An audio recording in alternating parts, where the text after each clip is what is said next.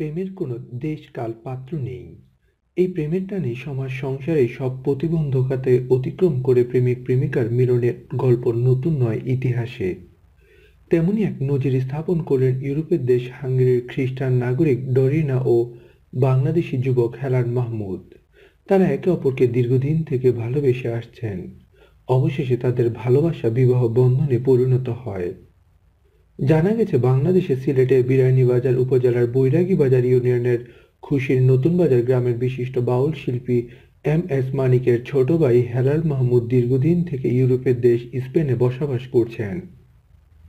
একই দেশে হাঙ্গেরির খ্রিস্টান নাগরিক ডরিনাও বসবাস করতেন। একই দেশে দুজন থাকার সুবাদে তাদের মধ্যে সুসম্পর্ক তৈরি হয়।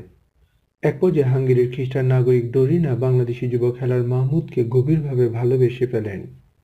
এমনকি হাঙ্গেরি তরুণী দরিনা হেলালকে জীবনসঙ্গী করার জন্য তার পরিবারের সম্মতি নিয়ে নিজ ধর্ম ত্যাগ করে ইসলাম ধর্ম গ্রহণ করেন এবং তার নাম রাখা হয় আয়েশা সিদ্দিকা।